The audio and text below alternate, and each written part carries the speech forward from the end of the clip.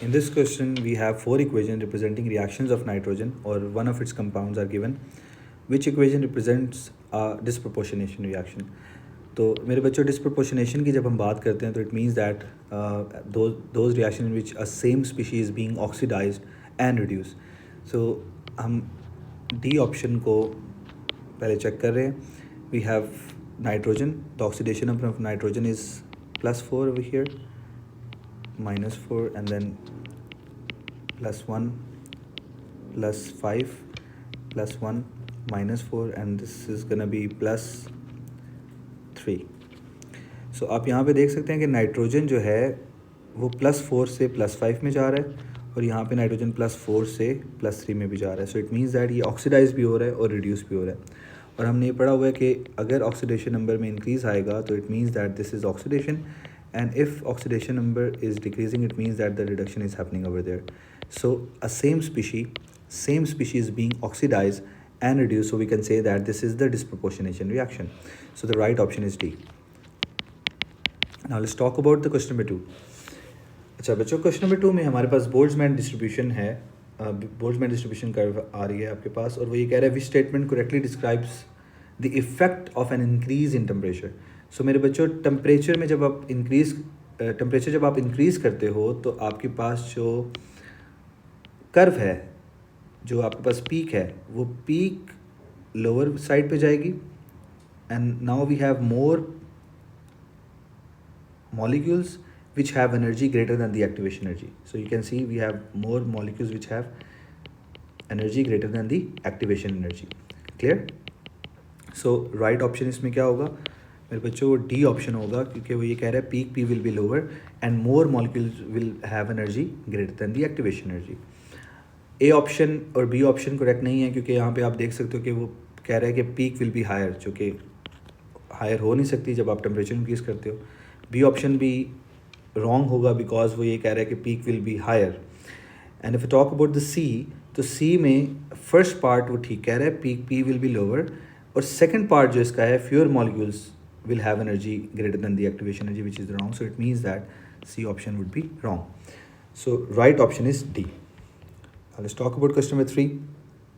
Question number 3 में वो कह रहा है which statement is correct. So सबसे पहले हम D option को देखते हैं. D option में हमारे पास वो कह रहा है कि 8th ionization energy of chlorine is more than the first ionization energy of neon. So electronic configuration of chlorine is 17. Atomic number of chlorine is 17. And the electronic configuration is 1s2, 2s2 and 2p6. For neon, 1s2, 2s2 and 2p6. Okay.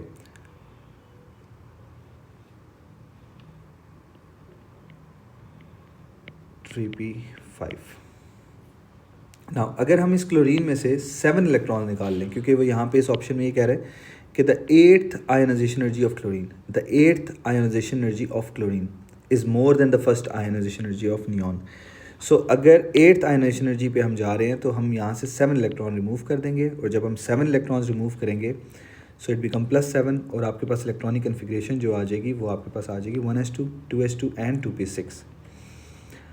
Now we have 17 protons बच्चों, और अगर आपने 8th electron निकालना है, so if you want to remove 8th electron, so उसके लिए energy ज़्यादा चाहिए, क्योंकि 8th इलेक्ट्रॉन जब आप निकालोगे, नाउ वी हैव 17 प्रोटॉन जो रिमेनिंग इलेक्ट्रॉन्स को अट्रैक्ट कर रहे हैं with the greater force.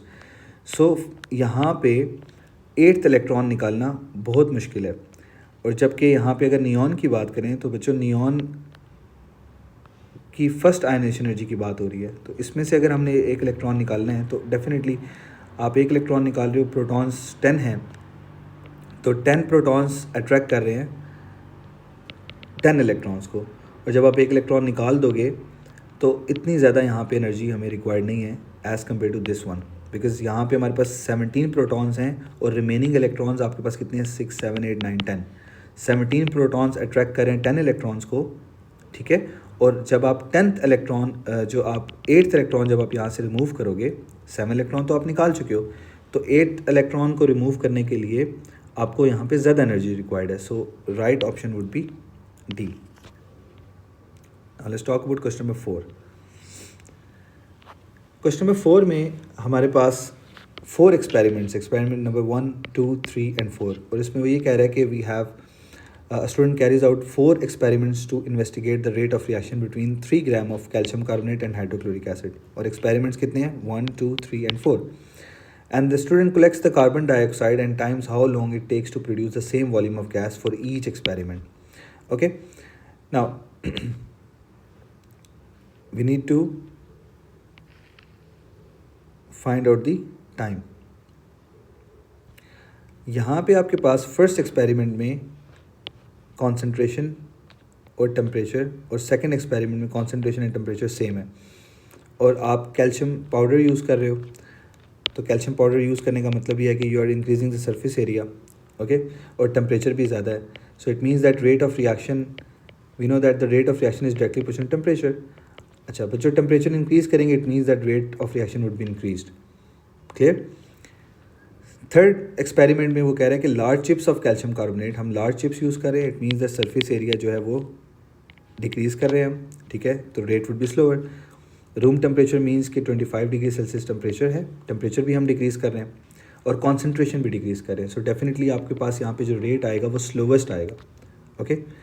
Now experiment 1, 2 और 3, थर्ड में अगर हम देखें तो आपके पास रेट स्लोवेस्ट आ रहा है. Now let's talk about experiment number 4. Again हम लार्ज चिप्स यूज़ कर रहे हैं, 1 मोल पर डीएम क्यूब कॉन्सेंट्रेशन है और टेम्परेचर हम यहाँ पे इंक्रीज़ कर रहे हैं. सो 4 एक्सपेरिमेंट्स को अगर हम देखें तो उसमें थर्ड जो एक्सपेरिमेंट होगा उसका जो रेट है वो स्लोवेस्ट है, क्योंकि यहाँ पे टेम्परेचर भी कम है और कॉन्सेंट्रेशन भी कम है, और हमें ये पता है कि rate is directly proportional temperature. अगर आप टेम्परेचर इंक्रीज़ करोगे रेट इंक्रीज़ करेगा, और अगर आप कॉन्सेंट्रेशन डिक्रीज़ करोगे तो आपका रेट डिक्रीज़ करेगा.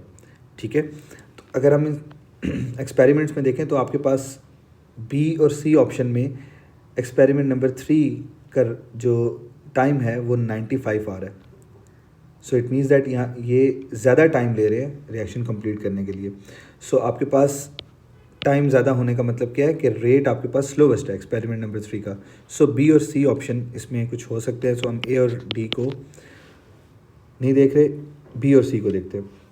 नाउ एक्सपेरिमेंट नंबर 4 को अगर हम देखें तो वो थर्ड और फोर्थ, अगर इन दोनों का कंपैरिजन करें तो फोर्थ जो एक्सपेरिमेंट है वो थर्ड एक्सपेरिमेंट से ज़्यादा टाइम नहीं लेगा, वो कम टाइम लेगा, क्योंकि यहाँ पे आपके पास स्लोवेस्ट जो रेट था वो एक्सपेरिमेंट नंबर 3 दे रहा है. सो 30 और यहाँ पे 10 आपके पास वैल्यू आ रही है, बट यहाँ पे अगर हम इन दोनों का कंपैरिजन करें 95 और 30 तो ये रीज़नेबल आपके पास टाइम आ रहा है. ओके. ओके, सो हम बी ऑप्शन को और देखते हैं. अब यहाँ पे एक्सपेरिमेंट नंबर 1 में आपके पास जो टाइम है दैट इज़ 5, एक्सपेरिमेंट नंबर 2 में 10 है, एक्सपेरिमेंट नंबर 3 में 95 और एक्सपेरिमेंट नंबर 4 में 30. So the right option is B. यहाँ पे एक्सपेरिमेंट नंबर 2 में टाइम 30 आ रहा है, जिसकी वजह से हम सी ऑप्शन के ऊपर नहीं जा रहे. Question number 5. क्वेश्चन नंबर 5 में it says the table shows the partial pressure in the equilibrium mixture form by the Haber process, और आपके पास पार्शियल प्रेशर्स गिवन हैं. और सबसे पहले हम केपी एक्सप्रेशन देखते हैं इसका. केपी एक्सप्रेशन क्या होगा? P partial pressure of ammonia, partial pressure of nitrogen and partial pressure of hydrogen raise to the power 3. Now partial pressure आपके पास अमोनिया क्या है? 4000. सो 4000 स्क्वायर, एंड नाइट्रोजन का पार्शियल प्रेशर है 7000 टाइम्स हाइड्रोजन का partial pressure है 8000 power cube. So what would be the value of KP? The value for the KP is 4.46 multiplied by 10 power minus 9. So the right option is A. Which ion has the same electronic configuration as chloride ion? So सबसे पहले हम chlorine की electronic configuration करते हैं. Atomic number of chlorine is 17, 1s2, 2s2, 2p6, 3s2 and 3p6. Okay. जब chlorine एक electron add करेगा, सो यहाँ पे हमने 3p5, ये इलेक्ट्रॉन्स हो गए 17. ओके.